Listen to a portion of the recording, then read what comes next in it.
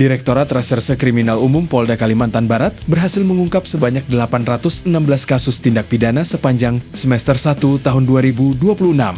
Capaian tersebut disampaikan dalam konferensi pers di Mapolda Kalbar, Senin 29 Juni 2026. Selama periode Januari hingga 21 Juni, Ditreskrimum Polda Kalbar menerima 1.111 laporan tindak pidana dan berhasil menyelesaikan lebih dari 800 kasus sebagai bentuk komitmen memberikan kepastian hukum serta menjaga keamanan masyarakat. Direktur Reserse Kriminal Umum Polda Kalbar, Kombes Pol Raswin Bakhtiar Sirait, menjelaskan bahwa kasus yang paling banyak ditangani masih didominasi tindak pidana pencurian, mulai dari pencurian dengan pemberatan, pencurian biasa, penggelapan, pencurian kendaraan bermotor, hingga penipuan. Untuk menekan angka kriminalitas, khususnya kejahatan 3C atau curas, curat, dan curanmor, Polda Kalbar kembali mengaktifkan unit reaksi cepat atau URC sejak 21 Mei 2026. Hasilnya, dalam waktu kurang dari 2 bulan, URC berhasil mengungkap 103 kasus dan mengamankan 147 tersangka. Polisi juga berhasil menyelamatkan kerugian masyarakat dengan nilai mencapai lebih dari 832 juta rupiah. Ditreskrimum dan Satreskrim Polres Jajaran telah menerima sejumlah 1.111 laporan polisi dan hingga saat ini telah berhasil menyelesaikan 816 laporan polisi. Capaian ini merupakan wujud komitmen kami dalam memberikan kepastian hukum serta pelayanan terbaik kepada masyarakat. Adapun 5 jenis tindak pidana yang paling banyak terjadi di wilayah hukum Polda Kalimantan Barat adalah pencurian dengan pemberatan atau curang sebanyak 247 kasus, kemudian pencurian biasa atau cusa sebanyak 237 kasus, kemudian kasus penggelapan sebanyak 136 kasus, pencurian kendaraan bermotor atau curanmor sebanyak 131 kasus, dan penipuan sebanyak 75 kasus. Data ini menjadi dasar bagi kami dalam menentukan prioritas penanganan serta langkah-langkah pencegahan ke depan. Hingga hari ini, URC telah berhasil mengungkap 103 kasus, terdiri dari 3 kasus curas, 41 kasus curat, 16 kasus curanmor, serta 43 kasus tindak pidana lainnya. Dengan jumlah tersangka yang berhasil diamankan yaitu sebanyak 147 orang.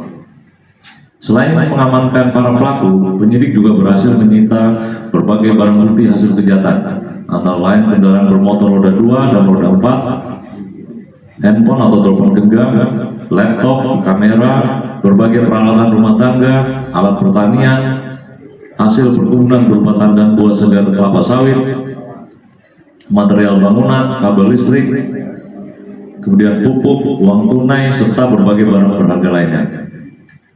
Dari keberhasilan pengungkapan tersebut, nilai kerugian masyarakat yang berhasil diselamatkan mencapai 832.499.100 rupiah. Pada kesempatan ini, kami juga menyampaikan salah satu perkara menonjol yang saat ini masih dalam proses penyidikan Ditreskrimum Polda Kalbar, yaitu dugaan tindak pidana penipuan dengan modus penyalahgunaan fasilitas pinjaman online.